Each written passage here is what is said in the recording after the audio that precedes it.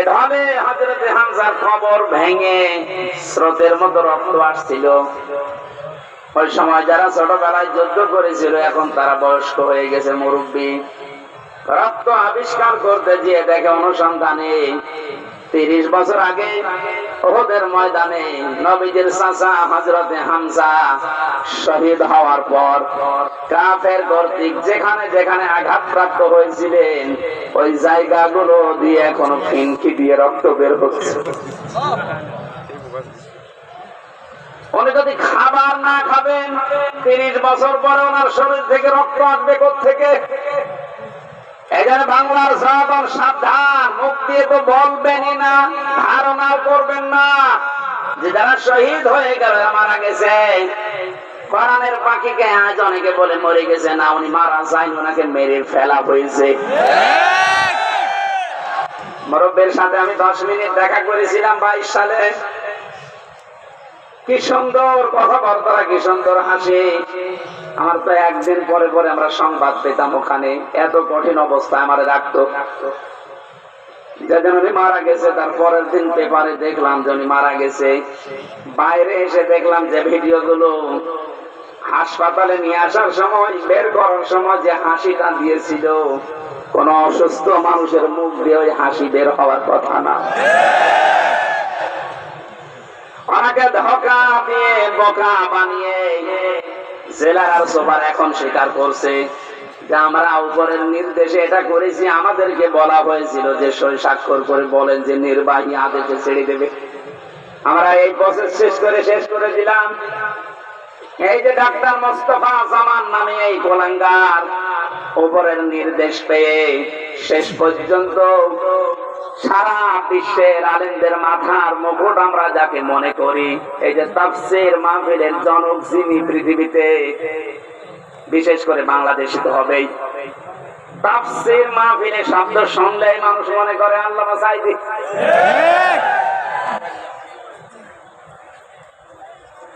কি ছলাকলা করে ষড়যন্ত্র করে তাকে ইনজেকশনের মাধ্যমে দুনিয়া থেকে বিদায় করে মানুষকে দেখিয়েছে, বিশ্ববাসীকে জানিয়েছে উনি এমনিতে মারা গেছে। উনি এমনি মারা যায়নি, ওনাকে যেহেতু মেরে ফেলা হয়েছে সুতরাং উনি শহীদ। কথা বলেন না কেন? আজকে বিমানে আসার সময়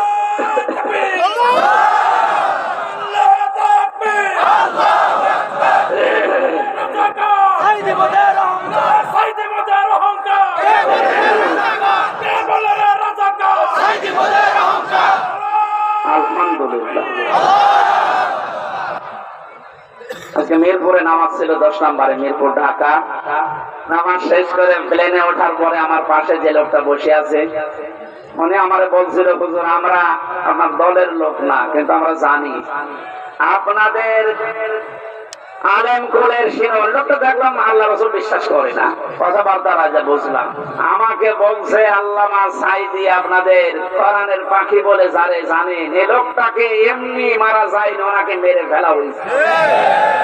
আপনারা যারা আছেন এই মানুষগুলাই চুপ করে, এই মানুষগুলোকে আপনারা বলেন এই ডাক্তার মোস্তফা জামানকে নিয়ে আপনাকে যে রিমান্ডে নিয়েছিল 10 দিন, ওরে 2 দিন নেন, 2 দিন একটু রিমান্ডে নেন। ও সত্য কথা সব বলে দেবে যে কিভাবে কিভাবে কিভাবে। আমির জামাত ডাক্তার শফিকুর রহমান উদার হয়ে সবাইকে মাফ করে দিয়েছে, কিন্তু উনি একটা শেষ কথা জানিয়েছে, অন্যায়ের সাথে সরাসরি যারা জড়িত এই মানুষগুলোর কোনো ক্ষমা নেই। নবীজি যেমন 13 জনকে মাফ করেছিলেন, বলেছিলেন যদি এরা কাবা শরীফের খিলাফ হয়েও থাকে ওখানেও ওদেরকে মেরে ফেলা লাগবে। 1500 বছর আগে যদি 13 জন ওইরকম হয়, 1500 বছর পরে আমার মনে হয় এখন 26 জন হয়ে গেছে। তার ভেতরে এই কালা অন্ধকষ্ট উড়ে গেছে। এরকম আরো যে শয়তান গুলোর কারণে হাজার হাজার মানুষ বিনা কারণে আমার মতো 3 বছর 5 বছর 10 বছর 15 বছর জেলে ছিল, এদেরকে আপনি কি জবাব দেবেন? মাফ করে দিলেই সব হচ্ছে? কেউ যদি জালেমকে মাফ করে দেয় সেজন্য মুসলিমের উপর অবিচার করে। এখানে ভক্ত ভোগে যারা, আমরা তো জানি আমার মেয়েটা আমার চেনে না, ছোটটা, আমার মনে কি দুঃখ বলেন তো। আমি যদি অপরাধ করতাম আপনি আমার বাবাকে রাখতে পারতেন, কিচ্ছু জানি না। কিন্তু সুখের সংবাদ, গত পরশু দিন আমার মামলা সব বিস্মিত হয়ে গেছে। কারণ বিচারপতি দেখার পরে বলছে কি দেখে বিচার করবো, এর ভেতরে তো কোনো মাল নেই। এতদিন আমি বিচার করতাম কিন্তু আমি পারি নাই, উপরের নির্দেশ ছিল তাই। এখন যেহেতু এড়া ঘোড়া, কোনো চাপ নেই, এ মামলার কোনো বিচার নেই, সব ফেলে দিলাম না। আজকে আমার উকিল দেখা করে বললো যে সব বাতিল করে দিয়েছে। আদালত পর্যন্ত হাসে যে একটা মামলা হইল, আর এইটার কারণে 3 বছরের জেলে রাখা লাগবে, অথচ সাজাও যদি লাগিয়ে দেয় সর্বোচ্চ 3 মাস রাখার মতো, অথচ বিনা কারণে রেখেছিল কয় বছর? 3 বছর। আপনি তো মাপ চাচ্ছেন জনগণের কাছে, জনগণের ভেতরটা আমি একজন, আগে আমার কাছে মাপ চাবেন।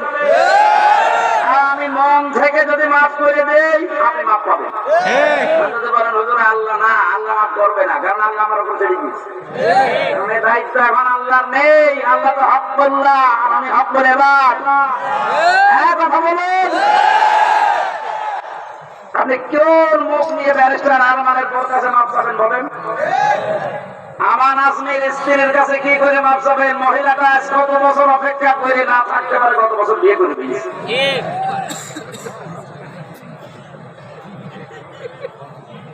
শয়তান পর্যন্ত মনে হয় কান্নাকাটি করেছিল, কিন্তু জালেমদের মনের ভেতরে একটু দয়া আসে না। এত বড় কঠিন হয় মানুষ, একটু জানিয়ে দিতে পারতেন আপনি গোপনেও যে আপনার স্বামী বেঁচে আছে, আপনি ধৈর্য ধরেন, বের হবে। আপনি মেরে না ফেলে বাঁচিয়ে রাখলেন, আর আমরা জানি যে উনি নেই। মেরে ফেললে হয়তো ব্যারিস্টার আরমানের স্ত্রী অন্য জায়গায় বিয়ে করতো, যদি সংবাদ পেত যে আমার স্বামী নেই। কিন্তু এমন অবস্থায় রেখেছিলেন এর 8টা বছর, এটা তারপরও কোনো অপরাধে জড়ায় নাই, ভাগ্য ভালো। কথা বলে না কেন? অন্য কোন সাধারণ মেয়ে লোক হলে কত কিছু কত জায়গায় পৌঁছে দিত। 76 বছর বয়সে এখন শুনছে নাকি বিয়ে কর,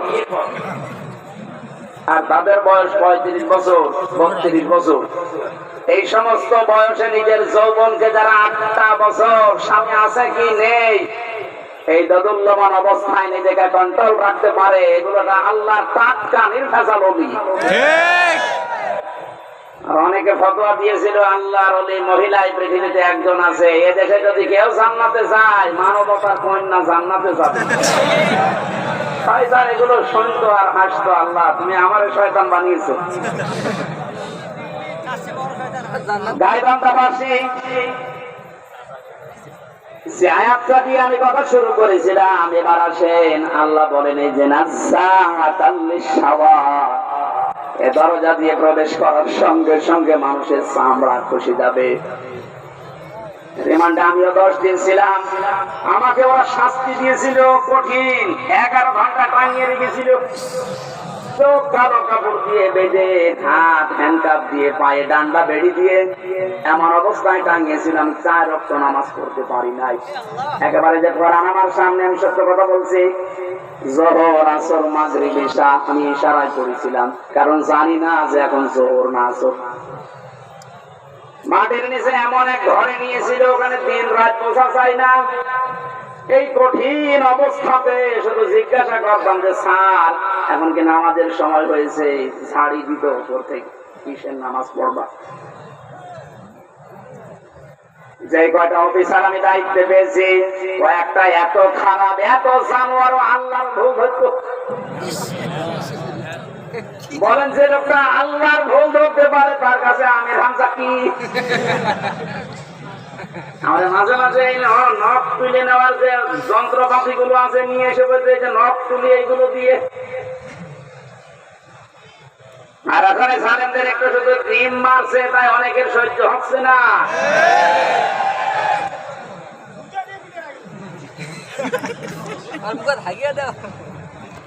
এত বড় কঠিন শাস্তির ভেতরে কেউ 8 বছর 10 বছর, আমি তো কান্নার আওয়াজ শুনতাম মাঝে মাঝে 7 তলা থেকে। কারারক্ষীরা বলতো এমনকি ওখানে প্রশাসনের যে মানুষগুলো বলতো হুজুর এখানে অনেকেই 2 বছর 3 বছর 5 বছর আছে, কেউ জানে না। আপনি যদি বাইরে যেতে পারেন বলবেন। ভাগ্যের নির্মম পরিহাস, বের হওয়ার পরে এমন এমন ঠেট দিয়েছে, যদি কোনো কথা উচ্চারণ করি আমিও গায়েব হয়ে যাব। আল্লাহ যেহেতু নিজে দয়া করে এখন সুযোগ দিয়েছে, বাংলাদেশের শুধু ডিবি অফিসে না, এই ডিজিএফ এর দায়িত্বে যারা আছে, আর্মির এখানে মাটির নিচে আয়না ঘর না, এরকম বহু জায়গায় আছে, যেখানে যেটা আছে খুঁজে বের করে ওখান থেকে সবাইকে তাড়াতাড়ি মুক্ত করে দেন। এটা মানবতার সাহিত্যের সব চাইতে বড় অপরাধ, এই আয়না ঘর, এই গুম। আজকে বিশ্ব গুম দিবস ছিল। বাংলার মানুষেরা এই কঠিন কঠিন শাস্তির পরও আমরা ব্যারিস্টার আরমানের দিকে তাকিয়ে দেখলাম ওনার মাথার চুল উঠে গেছে, কিন্তু চামড়া ওঠে নাই। আর আল্লাহ বলেন এই লাজা দিয়ে প্রবেশ করার সঙ্গে সঙ্গে মানুষের আগে চামড়া উঠে যাবে। এখন আপনি টের পাচ্ছেন কঠিন কত বড় ভয়ঙ্কর জায়গা। এই লাজার ভেতরে আল্লাহ বলেন তাদেরকে লাজা ডাকতে থাকবে যারা সত্যকে সত্য জানার পরেও পিঠ ফিরিয়ে চলে গেছে। এই দেশে 8:30 থেকে 9:30 থেকে আরাম আরম্ভ করেছি, এখন 10:30 বাজতেছে। একটা ঘন্টায় যত কথা বললাম, একটা কথা কোরআনের বাইরে, হাদিসের বাইরে মন মতো বলেছি। কোন উদাহরণ যদি দিয়েছি কোরআনের সাথে মিলিয়ে দিয়েছি। এই সত্য পথের দিকে আপনাকে আমি আহ্বান জানাচ্ছি। আমরা এক জালেম থেকে মুক্ত হয়ে পৃথিবীর আর কোন জালেমের হাতে ধরা দিতে চাই না। আমরা এখন কোরআনে কারিমের বাস্তব অভিজ্ঞতা দেখতে চাই, কারণ এই দেশটা 53 বছর স্বাধীন হয়েছে। বাবা চালিয়েছে অনেকদিন, আমরা দেখলাম। আমি দেখি নাই, মনে করি স্বামী চালিয়েছিল, আমি দেখি নাই, কেন আমার 92 সালে জন্ম। মুরব্বীরা দেখেছে। চাচা চালিয়েছিল, আমি দেখেছি না, কানে জানি না, শুনি। বগুড়টা তো দেখলাম, ভাবিটা দেখেছি। সবাই তো সবার মতো চালিয়েছে। এখন শুধু দেখতে বাকি আছে যে কোরআন দিয়ে দেশ চললে কেমন দেখা যায়।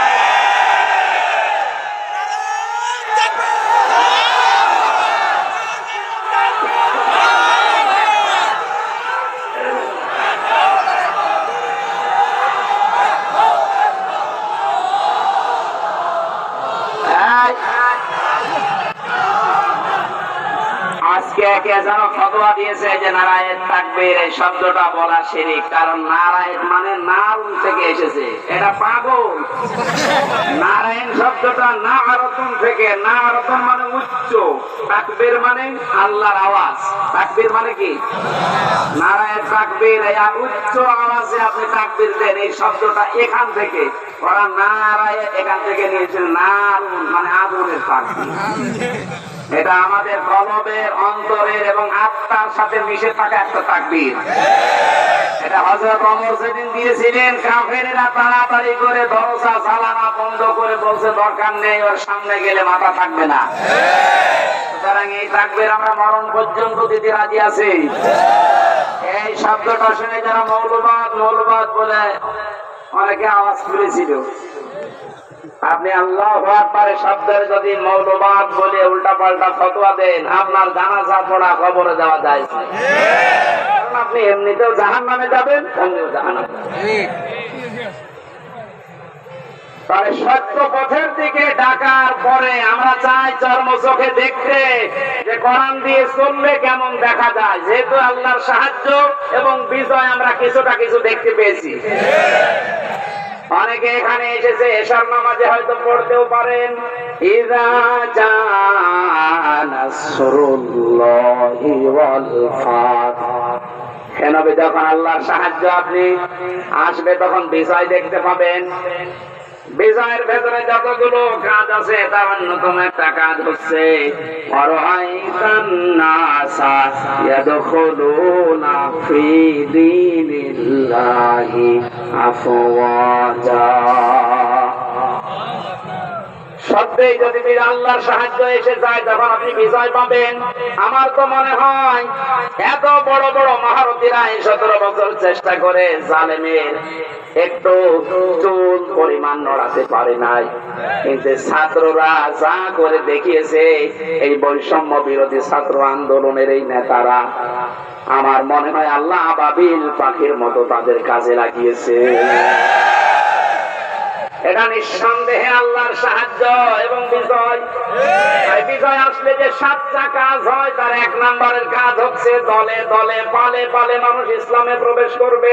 এই 26 দিনে আমরা যেটা দেখতে পেলাম, কথা বলেন না কেন, 25 দিনে 5 তারিখ থেকে 30 তারিখ পর্যন্ত তাকান, কত হিন্দু আমিরে জামাতের হাতে হাত দিয়ে মুসলমান হয়ে যাচ্ছে, কত জালেম পর্যন্ত নিজের জুলুম স্বীকার করা ইসলামে আসতেছে। আজকের একটা জরিপ পেয়েছি, আগস্টের 5 তারিখের আগে এই দেশে মাত্র 20 জন মানুষ চাইতো 100 জনের 20 জন যে ইসলামে দেশে কায়েম হোক, কিন্তু এই 25 দিনের মাথায় এখন অবস্থা এমন দাঁড়িয়েছে, এই দেশে এখন 100 জনের 35 জন মানুষ চাচ্ছে যে ইসলাম কায়েম হোক। এই সময়টা একটু চাইতে দেন।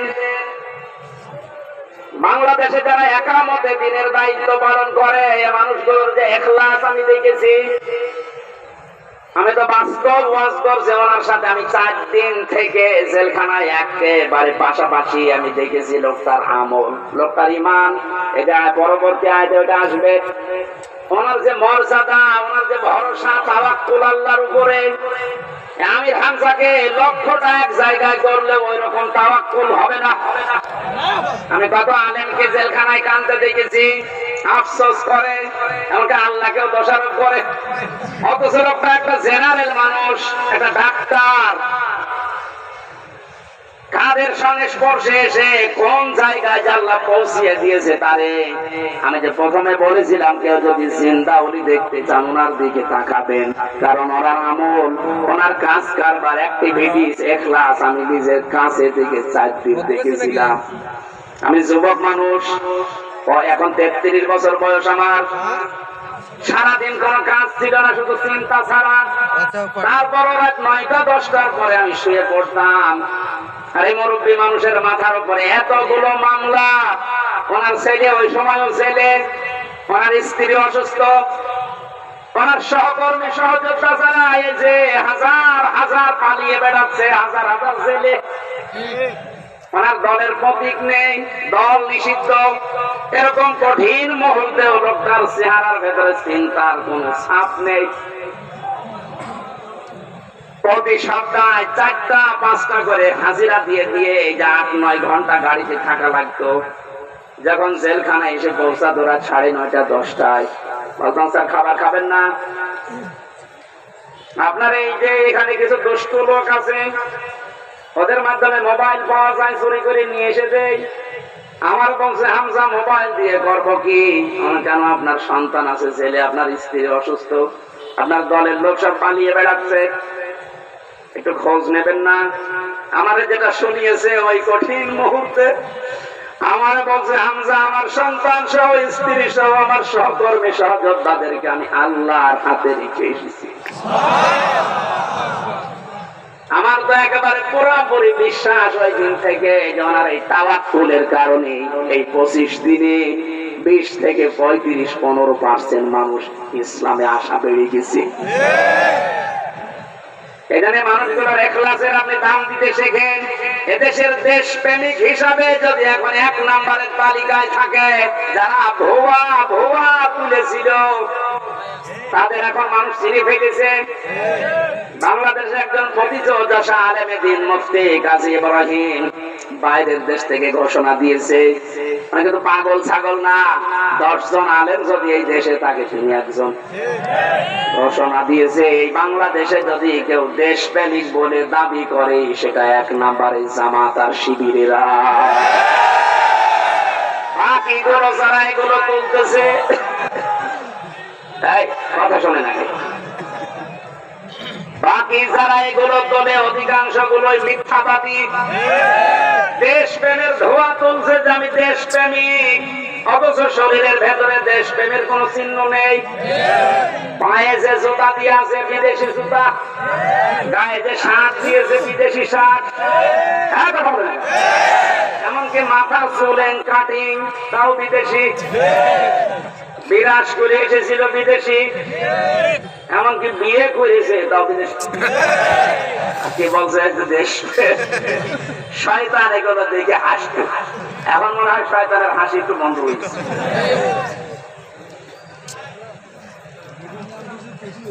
এখানে সত্য পথে আহ্বান করলে আপনার অন্তত কিছু না থাকলেও কিছু বিবেক আছে। বিবেক থাকার পরও যদি কেউ উল্টা দিকে চলে যান, সে যে দলের লোক হন, আপনাকে আল্লাহ লাজাই দেবে। লাজাই গেলে প্রথমে চামড়া খসে যাবে।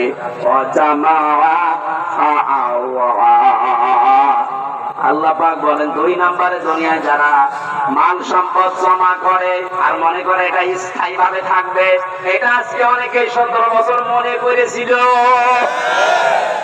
এই জন্যই তো পদ্মা সেতুর চাইতেও একজনের টাকা বেশি। এই দরবেশের টাকার পরিমাণ দেখেছেন, শুধু ঋণ ছিল 36,000 কোটি টাকা। পদ্মা সেতু বানাতে 2 নাম্বারই করে লিখেছে মাত্র 32,000 কোটি। তার মানে ওর টাকা দিয়ে আরেকটা বানানো যাবে। এই আয়াতের সাথে 100 ভাগ মিলে গেছে। ওরা মাল সম্পদ জমা করে আর মনে করে এটা স্থায়ী ভাবে আমার কাছে থাকবে, আর হাতছাড়া হবে না। আল্লাহ এমন ভাবে ধরেছেন, চোখ বন্ধ করার সময় দেয়নি। এই কথাগুলো বলতে বলতে আল্লাহ মানুষের কিছু আচরণ এবার তুলে ধরবেন। এবার আমি সহ যারা বসে আছি প্রত্যেকে আল্লাহর আয়াতের সাথে মিলান। ইন্নাল ইনসানা খুলিকা হালুআ। অবশ্যই আমি আল্লাহ মানুষকে বানিয়েছি অস্থির চিত্ত রূপে। সব সময় মানুষ শুধু ব্যস্ত ব্যস্ত ব্যস্ত। 2 নম্বরে ইদা মাসাহু শাররু জাযুআ। যখন তাকে কোনো অকল্যাণ স্পর্শ করে তখন হায় হতাশ করে, তখন একেবারে পাগলের মতো হয়ে যায়।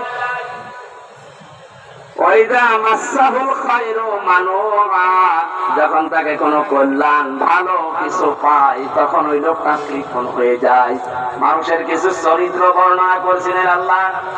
আল্লাহ রাব্বুল আলামিন বলেন, মানুষ অস্থির, বিপদে পড়লে মানুষ হায় হতাশ করে, নিয়ামত পেলে কৃপণ হয়ে যায়। কিন্তু তারা না, ইল্লাল মুসাল্লিন। মুসাল্লিরা বাদ দিয়ে কারা বাদ? আমরা এখানে যারা আছি মুসাল্লি কিনা বলেন তো?